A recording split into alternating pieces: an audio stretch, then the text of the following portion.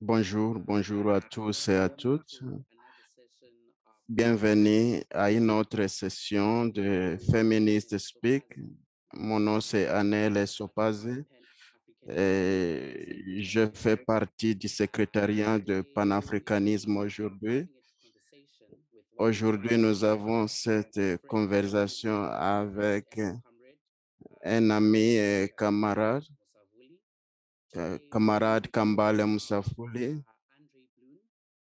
Et aujourd'hui, nous allons parler de André Bloin, qui était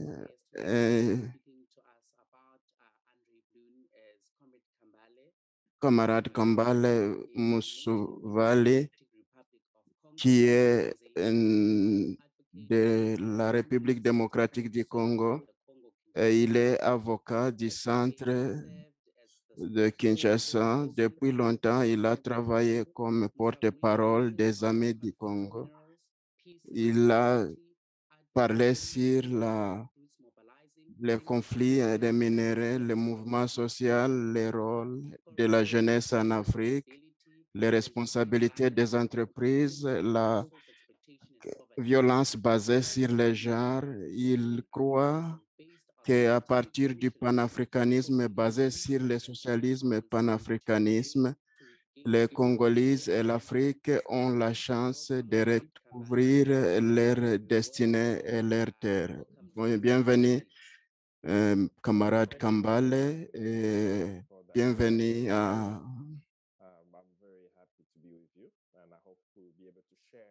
Merci pour cette présentation et je suis sûr que je serai à mesure de partager avec vous.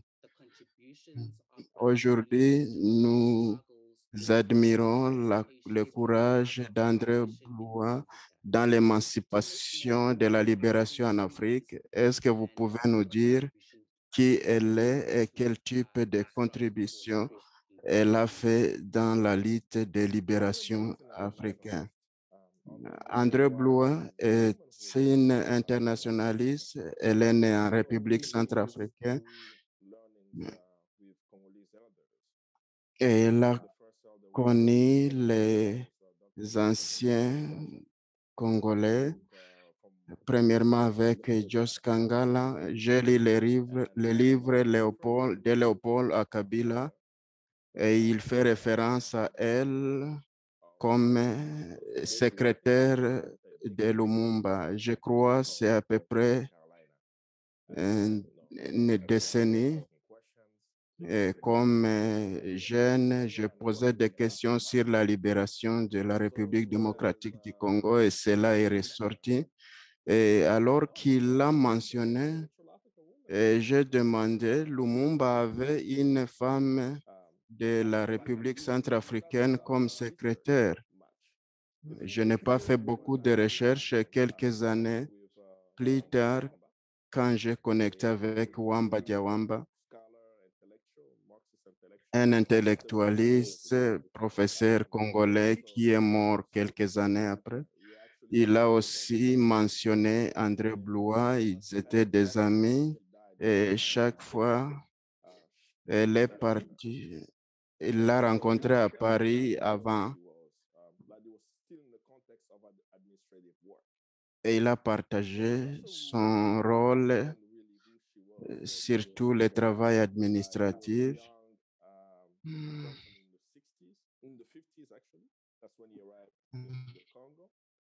André Blois est arrivé au Congo elle avait à peu près 50 et elle a travaillé dans l'AMLC de Patrice Lumumba et j'ai vu un livre, une autobiographie d'André Blois. Et j'ai demandé, vous connaissez André Blois? Est-ce que vous pouvez partager plus sur elle? Et il a demandé que tu travailles sur le Congo et tu ne connais pas André Blois, tu dois la connaître. J'étais très surprise de connaître ses contributions et j'étais très curieux de savoir le contenu de ce livre. Et c'était un livre surprise que je n'ai jamais lu et que j'étais supposé lire parce que j'ai fait beaucoup de travaux sur le Congo. J'étais vraiment ébloui par son contenu, qui elle est, de, de- c'est quelqu'un qui était né en République centrafricaine lorsque les France contrôlaient les- la RSA. Son père était français, sa mère était de la République centrafricaine. Les gens qui sont nés dans ces circonstances étaient mis dans un orphelinat. Elle était mise dans un orphelinat au Congo-Brazzaville. Et si vous regardez la carte de l'Afrique et vous regardez là où se situe la République centrafricaine et le Congo-Brazza, c'est comme prendre quelqu'un de l'Afrique du Sud et l'amener au Zimbabwe.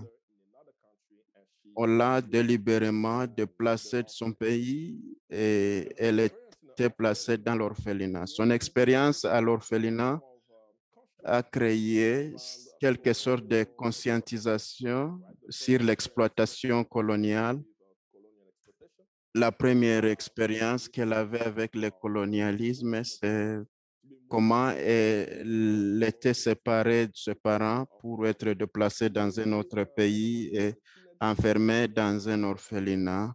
Lorsqu'elle était trop jeune, elle a pu fuir l'orphelinat et elle a traversé la rivière Congo vers la République démocratique du Congo qui était sous le guide de la Belgique. Elle s'est donc engagée dans la lutte anticoloniale. Elle était mariée et elle a eu un enfant et l'enfant est mort de la malaria. Et la raison pour laquelle son enfant est décédé, parce que à cette période, c'était presque illégal d'accorder des soins médicaux.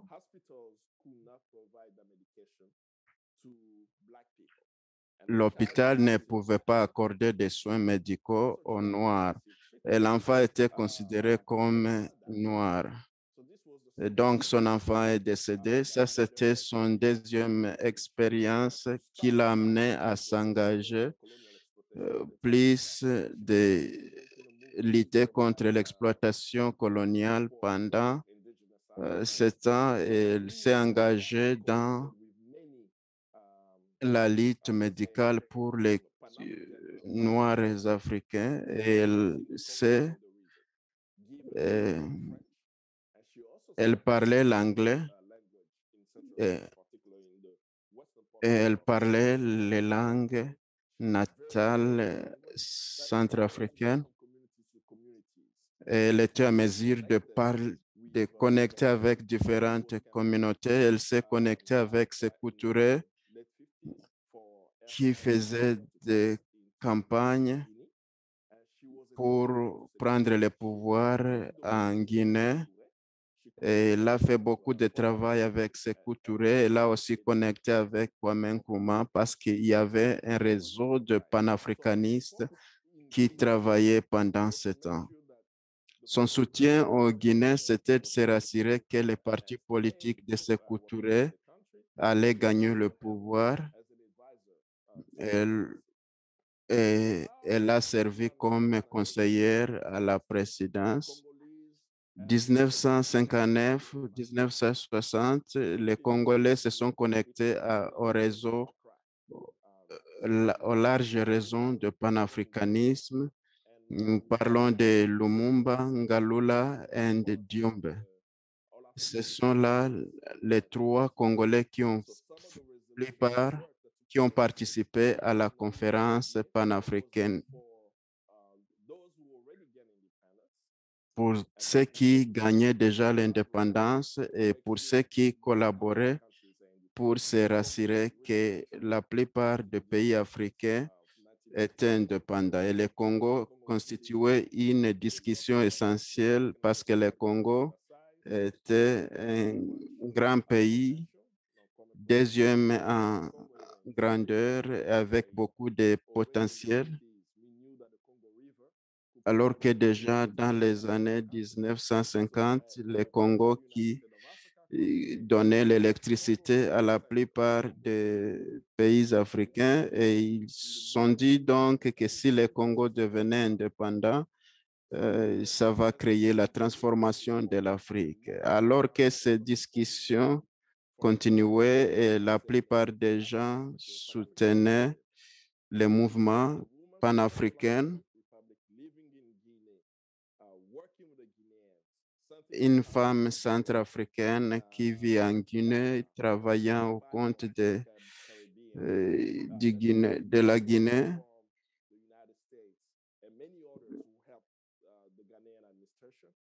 Et il y avait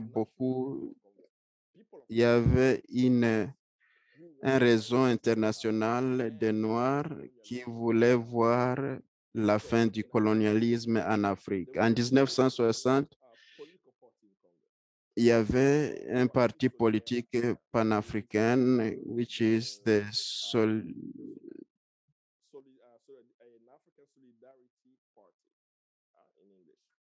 qui est le Parti solidaire africain. Le parti était dirigé par Kizenga, qui comprenait que pour que le Congo soit libre, vous ne devez pas vous engager dans un agenda national, mais un agenda panafricain. Et donc, ils avaient une vision panafricaine.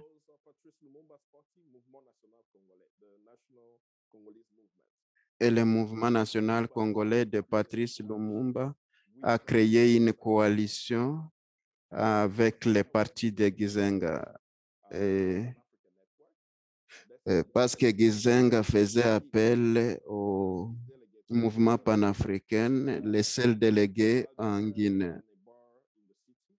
Et lorsqu'ils étaient en Guinée, dans un bar, ils parlaient dans la langue locale, le Kikongo. Il y a une femme qui est venue sur la table et a commencé à parler en Kikongo. Et ils étaient étonnés qu'il y ait quelqu'un qui parle le Kikongo en Guinée. Elle s'est présentée qu'elle est André Blois et qu'elle fait partie du mouvement panafricain au Congo. Mais elle n'avait pas partagé sa relation de travail avec ces couturiers parce qu'ils ne savaient pas qui ils étaient, je veux dire. Et ils sont partis le soir pour rencontrer ces couturiers. André Blois était introduit à camarade congolais et elle avait reçu la mission de partager des connaissances organisationnelles au à l'organisation congolaise. Elle n'a pas discuté par rapport à cette direction du leadership. Et elle a dit, s'il faut aller au Congo en tant qu'un militante, je vais y aller. Elle est arrivée au Congo en 1960. Et généralement, au Congo, il y avait déjà beaucoup de soulèvements où les Congolais réclamaient l'indépendance depuis 1959. Il y avait donc déjà un mouvement national pour l'indépendance. Et après la discussion avec les Belges, c'était visible que le Congo devait devenir indépendant. Et André Blois avait contribué sur l'alliance du parti de Patrice Lumumba et de Gizenga de pouvoir remporter les élections de 1960. Elle était à mesure de mobiliser 59 000, 45 000 Congolaises pour joindre l'agenda politique. Jusqu'à maintenant, je n'ai jamais vu une Congolaise qui est à mesure de mobiliser 45 000 femmes de joindre un mouvement politique. Elle est donc internationaliste, panafricaniste.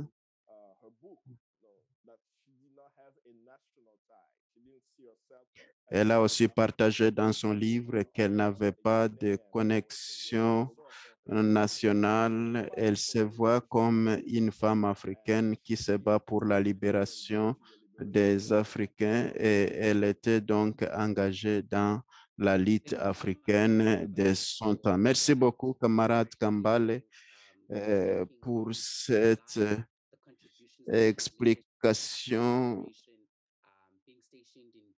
détaillée de sa libération, de Sir André Blois, son rôle en Guinée et sa contribution au Congo dans la libération.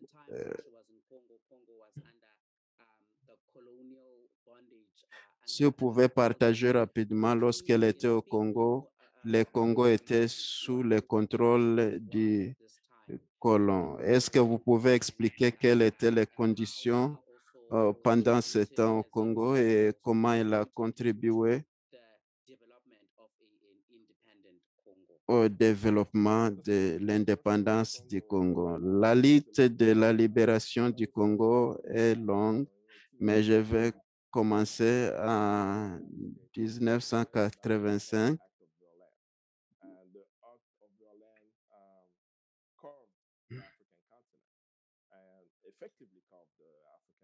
En 1885, les États-Unis et l'Europe ont signé l'acte de Berlin.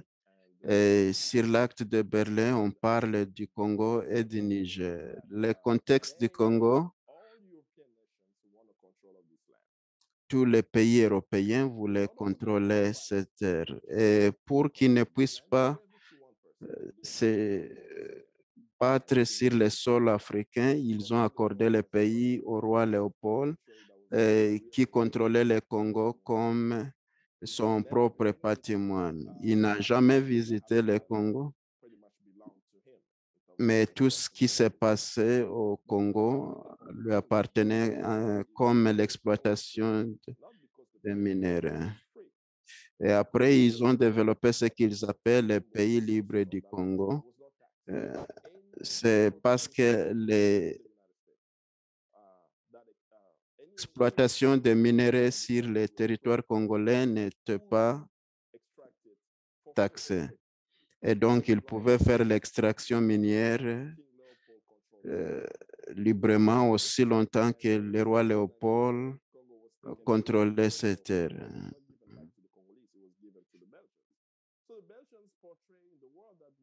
Enfin, le Congo était ravi du roi Léopold, mais donné à la Belgique. Vous avez les gens comme Simon Kimbangu qui se sont battus pour la libération du Congo. Il a passé plus de temps en prison que Mandela. Il a fait à peu près 30 ans en prison.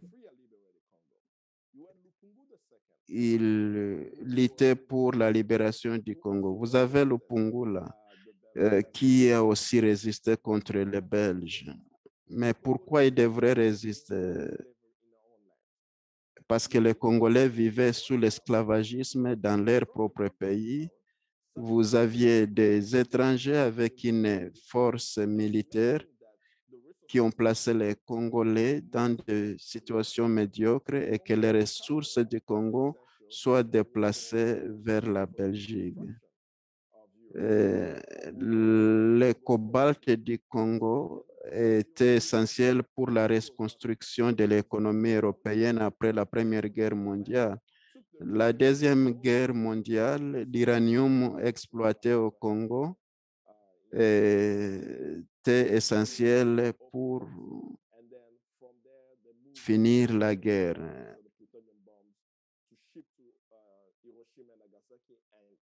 Les bombes qui étaient utilisées à Hiroshima et Nagasaki était fait sur base de l'uranium exploité du Congo.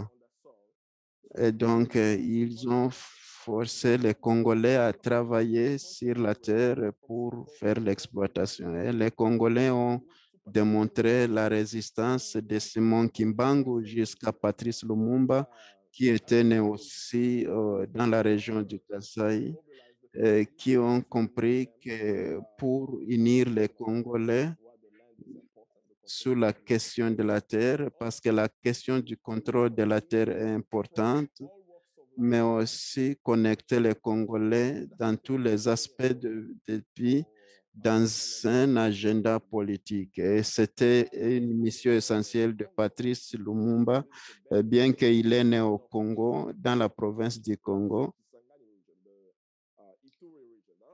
Son travail était plus dans l'est du Congo, dans la région de Ituri. Et dans ses efforts de mobilisation, avec la connexion du reste de gens qui mobilisaient pendant ce temps, il était exposé à une discussion plus large qui ne concernait pas seulement le Congo. Il a compris qu'il y avait d'autres pays africains qui se battaient pour la libération, que ce soit au Kenya, en Rhodésie, le Ghana et les pays autour du Ghana. Et il a compris que les pays africains avaient un ennemi commun, qui est le colonialisme. Et donc, la lutte anticoloniale devrait être connectée. Et lorsqu'il est retourné au Congo, il a compris qu'il fallait réunir, qu'il fallait unifier la lutte congolaise avec d'autres élites africaines. C'est pourquoi au Congo, vous avez les Mai Mai. Alors que je parle de André Blois et ses activités en 1960, vous avez aussi les Kenyans qui avaient un film appelé Liberté. Vous avez les Camerounais qui étaient au Congo, les Tchadiens, vous avez Serge Michel de l'Algérie qui était un conseiller de Patrice Lumumba. Mais vous aviez tous ces Africains qui travaillaient avec Lumumba et qui comprenaient l'idéologie selon laquelle la libération africaine était un agenda panafricain. Et voilà comment André Blois s'est engagé et comment il a su mobiliser 45 000 femmes pour se joindre à l'agenda politique de la libération du Congo. Et l'alliance du MLC et PLC de Kizenga, ils ont gagné les élections de mai 1960. Et c'est pourquoi Lumumba était devenu le premier ministre congolais à être élu. Et André Blois était devenu la chef de protocole. Et il est important de parler de cet aspect de son travail parce que on l'a introduit comme secrétaire particulier de Lumumba. Nous savons comment est-ce que Lumumba avait fait les discours prophétiques. Ces discours étaient écrits. Ces discours étaient écrits par André Blois.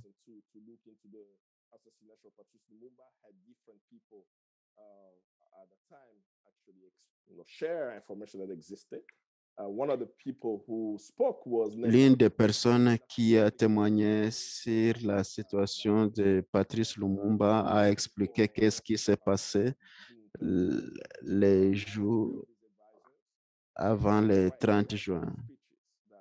Lumumba avait donné à son conseiller l'ordre d'écrire le discours. Et lorsque André Blois a soumis un autre discours. Et lorsque Lumumba devrait choisir, il a choisi le discours d'André Blois et il a fait des correctifs. Et lorsque il dit combattant de l'indépendance, je vous salue. Cette phrase était venue d'une femme panafricaine qui a compris que lors de l'indépendance du Congo, il était important de rappeler au monde la lutte du Congo. André Brouin a rappelé que c'est à partir du sang, de la sueur et de la lutte qu'on a gagné l'indépendance. Ce n'est pas que les Belges ont décidé d'accorder l'indépendance au Congo et que nous devons saluer le roi de la Belgique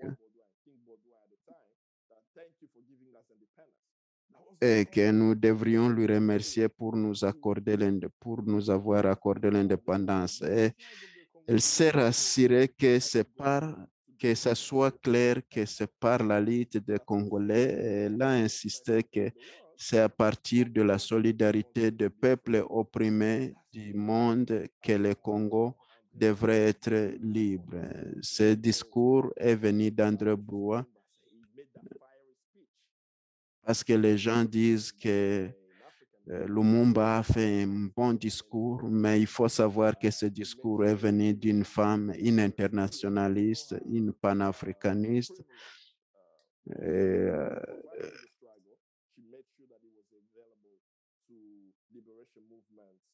elle s'est rassurée qu'elle était disponible pour le mouvement de libération du continent africain pendant ce temps. Mais merci, camarade Kambale. La manière dont vous avez présenté ça, qu'elle a présenté, la manière dont elle a présenté les discours, que les combattants étaient impliqués dans beaucoup d'années de brutalisation, la perte de dignité et d'autres choses qui se sont passées lors du projet colonial de cette époque. Je pense pendant ce temps,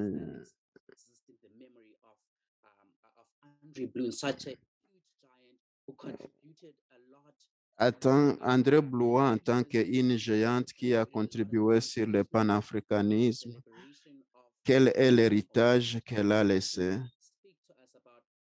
Si vous pouvez nous parler de l'héritage qui existe aujourd'hui en mémoire d'André Blois.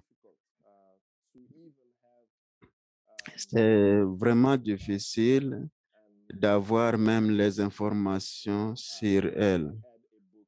Je me sens coupable.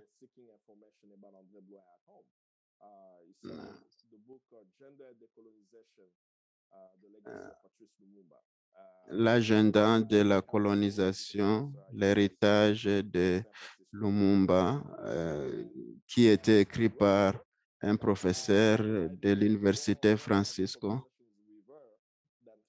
J'avais une conversation avec elle.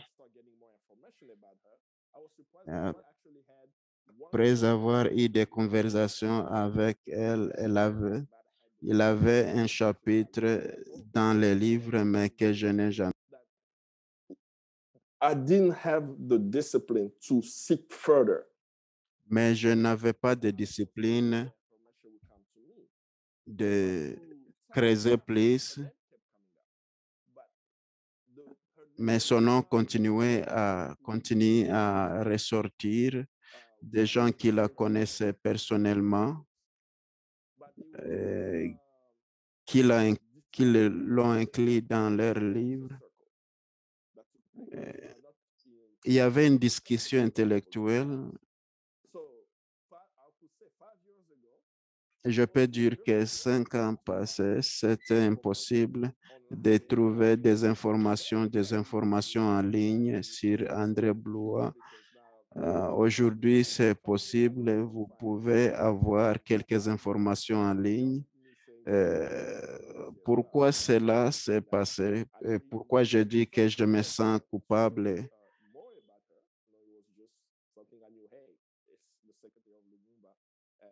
Parce que je pensais qu'elle était juste une secrétaire de Lumumba, mais je crois qu'il y avait un effort de se rassurer que non seulement son nom, mais la lutte de l'indépendance est effacée de collectif, Brutal time, de were able to collectif connect. de l'Afrique. Et dans la période où il n'y avait pas de Facebook, il n'y avait pas de Twitter, les moyens de communication étaient minimes. Nous étions à mesure de nous connecter sur les congrès panafricains et nous avons décidé que les pays africains sont libérés du colonialisme et travaillent vers un panafricanisme solidaire sous la direction du du socialisme, je veux dire. 15 ans après la résolution le Congo était devenu indépendant et directement connecté sur la lutte des jeunes au Mantessa. Kwame Nkrumah et Padmo, qui étaient au secrétariat de cette conférence, ont conduit le mouvement du Conseil des étudiants de l'Afrique de l'Ouest qui ont mobilisé l'Afrique de l'Ouest et qui a mené Kwame Nkrumah à être président du Ghana et était directement connecté sur la conférence. Et si aujourd'hui nous pouvons nous demander comment est-ce qu'ils ont su communiquer. Et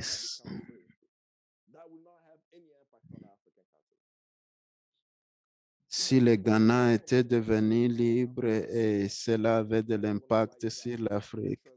Et si au Congo on dit tellement, tiens-toi debout, et que le Congo est libéré, cela va transformer le continent.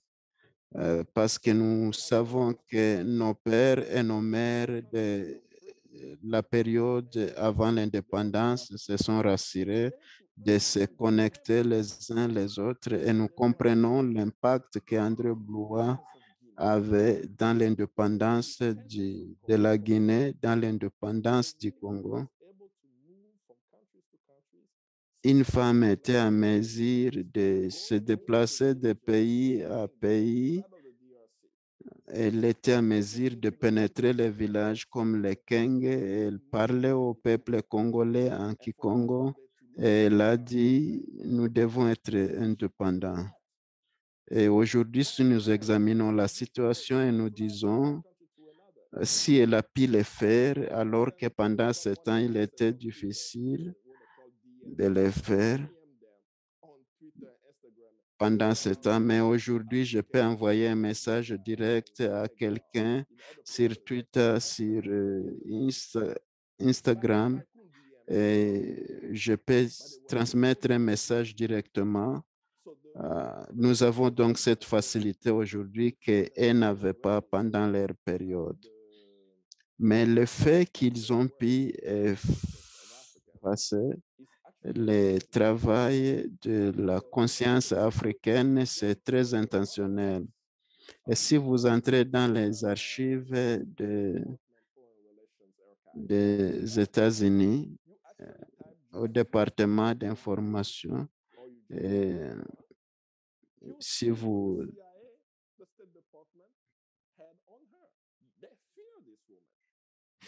verrez ce que les services de CIA avaient sur André Blois. Ils avaient peur de cette femme. Je ne sais pas comment expliquer ça.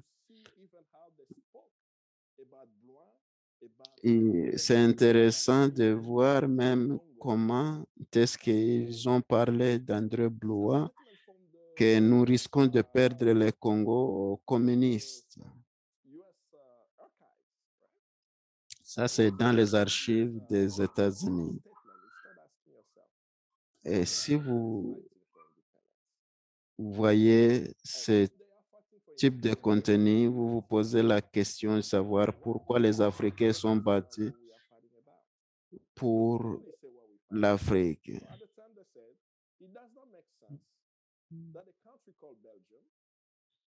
Pendant ce temps, ils ont dit ce n'est pas acceptable qu'un pays appelé la Belgique puisse contrôler un pays africain congolais.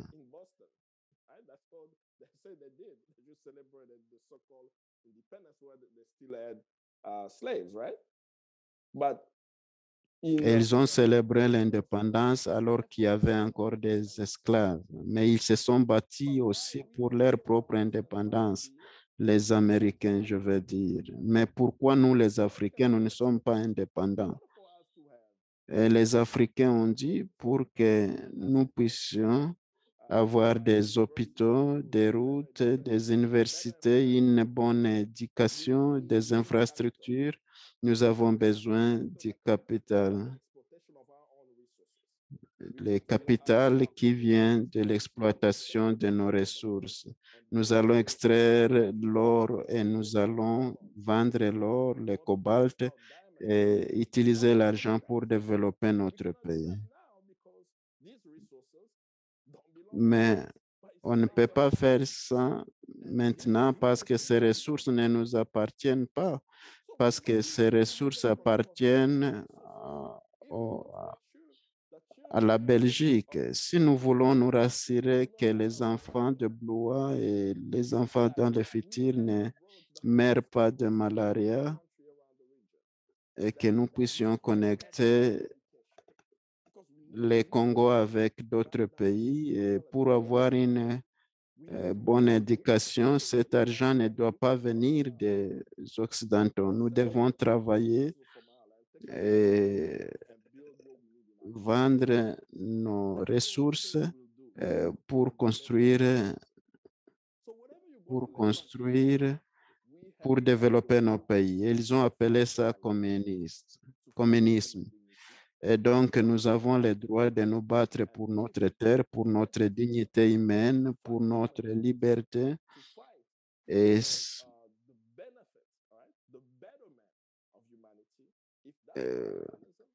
Et si cela sera interprété comme le communisme, voilà, c'est ce que nous allons faire. Parce que sans la dignité humaine, il ne peut pas y avoir d'égalité.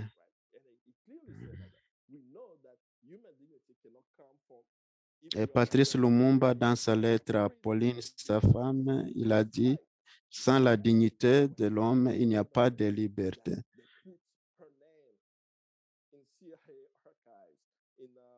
Les États-Unis avaient peur d'elle. Le nom d'André Blois était capturé par la CIA parce qu'ils avaient peur d'elle.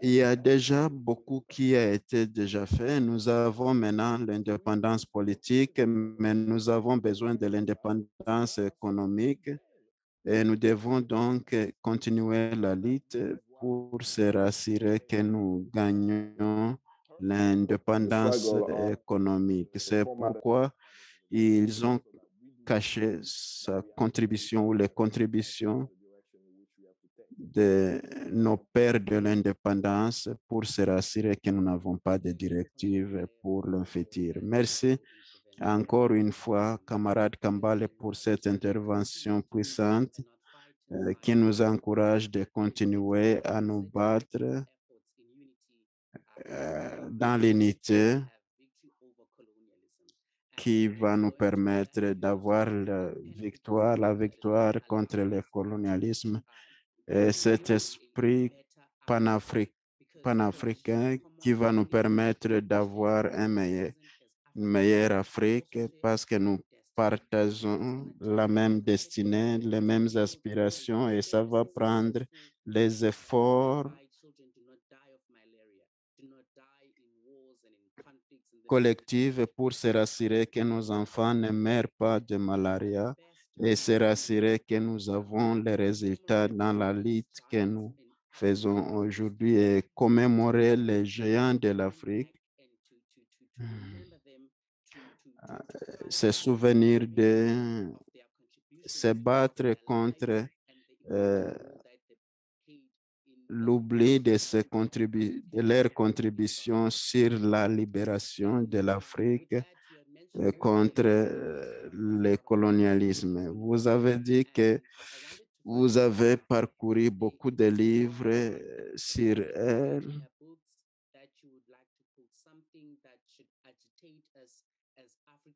Est-ce que vous pouvez prendre une citation d'un livre que vous avez lu qui peut nous motiver pour continuer à lutter contre la brutalité coloniale et contre la résistance?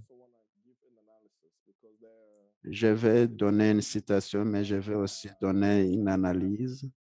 Il y a un livre par Larry Bedley, un agent de CIA, qui était le chef de station de CIA basé au Congo. Et lorsque vous lisez ce qu'il a écrit dans son livre,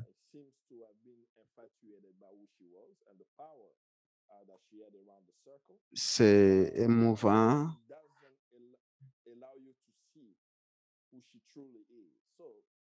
mais il ne vous permet pas de voir exactement qui elle était.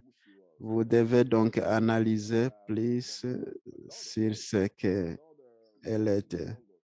Ça,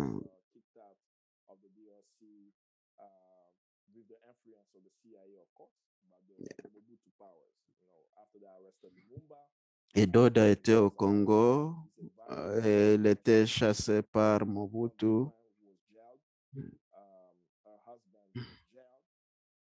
André Blou a été arrêté, son mari a été arrêté. Il fallait donc des efforts des panafricains qui étaient au Congo pour se rassurer qu'elle était déplacée du Congo. C'est qu'elle a toujours dit que chaque fois qu'André Blois discutait la question des mélanges de races, et sa mère ne s'est jamais considérée comme des races mélangées. Elle s'est vue comme africaine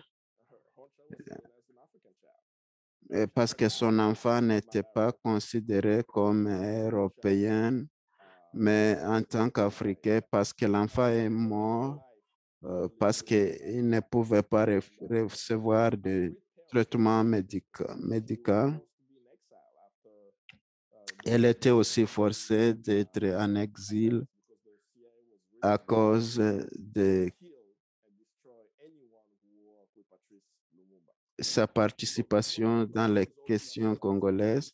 Elle a toujours insisté qu'il est important de connaître ses contributions sur le continent africain comme une femme africaine, internationaliste et panafricaniste.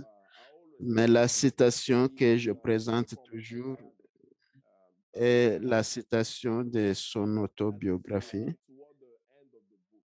Et c'est vers la fin du livre, c'est dans les derniers paragraphes du livre où elle parle de l'Afrique.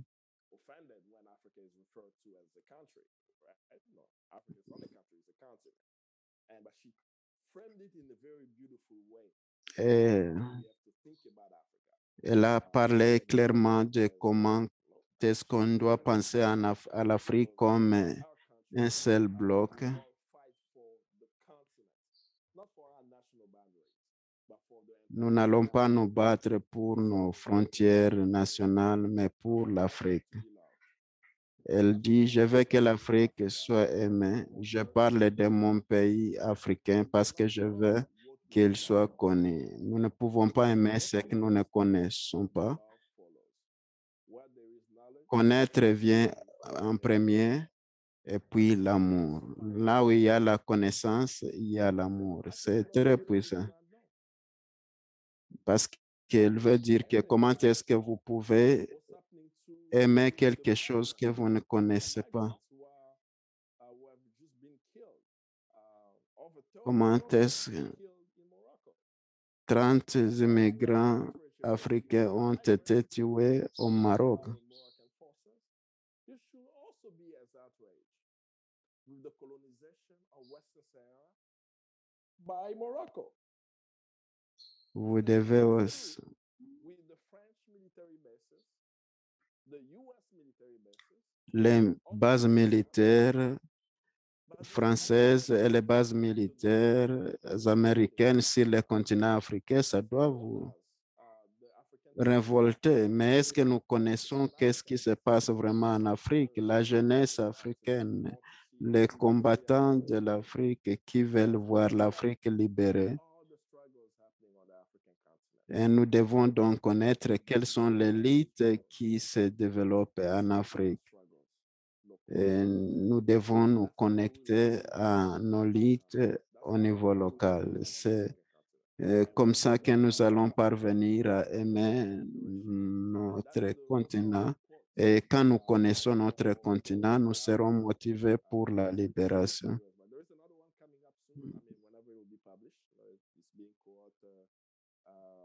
Il y avait une autobiographie qui était publiée, mais il y a un autre livre qui sera publié bientôt parce qu'il y a un sentiment qu'on doit connaître tous qu'elle a fait, mais la citation nous explique qu'on ne peut pas vraiment aimer l'Afrique si on ne connaît pas qu'est-ce qu'est l'Afrique. Vous ne pouvez pas aimer quelque chose que vous ne connaissez pas. Vous ne pouvez pas aimer les peuples africains si vous ne connaissez pas la lutte qu'ils connaissent chaque jour. Là où il y a la connaissance, il y a l'amour. Pendant ce temps, alors que nous atterrissons, je vais savoir l'importance de l'union du communisme, le féminisme inclusif.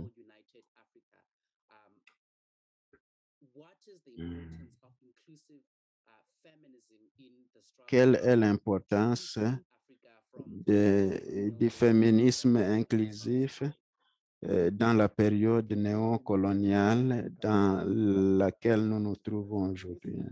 Nous ne pouvons pas avoir la libération de l'Afrique sans la libération de la femme. Ça, c'est quelque chose que les gens disent, mais c'est plus que ça. Moi-même, pour être sur cette terre, ça commence avec une femme. Les gens pensent de Patrice Lumumba comme cet homme fort, mais ils oublient que c'est une femme qui a écrit son discours. Elle voulait se rassurer que la lutte qu'elle avait connue avec les communautés locales est reflétée dans le discours de Lumumba. Nous ne pouvons pas être libres sans la contribution des femmes. Et il faut savoir que pas seulement André Blois qui a participé dans la lutte de la libération de l'Afrique, mais il y a beaucoup de femmes qui ont travaillé dans la libération de l'Afrique. Il y a un centre au Congo appelé Centre culturel André Blois. C'était fait intentionnellement. Et pourquoi ça? C'est parce que nous croyons que les Congolais nous ne pouvons pas être libres. we also believe that our struggle in the Congo is not a national struggle. Nous connaissons aussi que notre élite au Congo n'est pas une élite We are interested in nationale. Nous ne voulons pas seulement voir les drapeaux congolais partout. Nous nous rassurons African women que c'est une élite africaine. André Bois. It's an appointment. Et c'est pourquoi nous avons nommé les centres Why are you choosing someone for such André a Blois, and not parce que lorsqu'on nous demande qui elle est, nous disons c'est une sud-africaine, c'est une centrafricaine. Et lorsqu'on nous dit pourquoi vous avez choisi quelqu'un de la République centrafricaine et pas quelqu'un du Congo, il y a des femmes congolaises qui ont contribué sur la lutte. contributed a lot for independence in Congo? Et nous allons expliquer qu'elle a beaucoup contribué, beaucoup sur l'indépendance du Congo. Elle est la seule femme qui a mobilisé 45 000 femmes à se joindre à la lutte politique. That even Si vous pouvez nous dire une autre femme qui a fait ça. Et nous allons expliquer que son rôle dans la libération du Congo est important, que même les CIA la cité et avait peur d'elle. Et nous nous disons que la lutte congolaise n'est pas vraiment une lutte congolaise, mais c'est une lutte panafricaine où une centrafricaine a participé. Et ce n'est pas quelque chose que nous devons seulement narrer comme une histoire, mais c'est quelque chose que nous devons vivre. It's hard to find how are you a human being today. Because the first hero is already your mother. Because she Parce que la première héroïne, c'est votre maman. couldn't be here after 9 months, right? So that's already one person in a personal struggle who allowed you to be in a Et ça, c'est une personne dans la lutte personnelle qui vous a permis d'être ici. created these men who are at the forefront of the struggle. Et donc, ce sont les femmes qui ont donné naissance à ces grands hommes And I speak about the Congo as it's my dans le monde. Et il faut se poser la question de savoir comment est-ce que le monde évolue. if he was for women. We are a country where Le Congo ne serait pas existant aujourd'hui si pas pour les femmes. 8% unemployment. Parce qu'au Congo, nous avons à peu près 90% de chômage. Unemployment. Si vous avez 90% de chômage, comment est-ce que les gens sont en train de vivre? La Somalie a presque le même numéro, les mêmes statistiques. Not really existent. So it's a small minority who have a formal employment. Donc, c'est vraiment une petite minorité qui a un travail formel The economy of the informal sector is advanced. et qui se rassure que l'économie du pays continue à fonctionner. Ce sont les femmes. So process we are able to get food. Elle se rassure que dans le secteur de l'agriculture, nous avons à manger. Ce sont eux qui vont marcher et qui vendent That's the power. les produits alimentaires. Et si les femmes décidaient de se soulever au Congo, le pays va tomber à genoux. To what the women are doing. Et donc, nous devons porter plus d'attention sur ce que les femmes sont en train de faire dans nos communautés. Et nous devons braguer les noms, et pas juste comme des slogans, mais ça doit être concret. C'est pourquoi j'ai utilisé le nom du centre culturel André Blois qui nous a permis d'éduquer nos membres sur sa contribution dans la lutte sur le Congo. Merci beaucoup, camarade Kambale. C'est vrai que si les femmes n'ont pas de place de contribuer dans la libération, nous n'allons pas voir la victoire sur les défis qui guettent notre société. Je suis content que vous avez mentionné aussi comment est-ce que les femmes au Congo continuent à contribuer dans l'économie informelle. C'est une chose importante qui montre le rôle que les femmes jouent dans nos sociétés. Et pour la citation de Thomas Sankara, il n'y a pas de vraie libération sans la contribution, sans la libération des femmes. Merci beaucoup, camarade Kambale. Merci à tout le monde qui nous suit. Nous avons beaucoup de choses que nous faisons sur notre page Facebook est Panafricanisme Today. Et pour ceux qui ont manqué de suivre les sessions précédentes sur Feminist Speak, les féministes parlent, vous pouvez visiter nos pages YouTube et Facebook. Encore une fois, merci beaucoup de nous avoir suivis et bonne journée.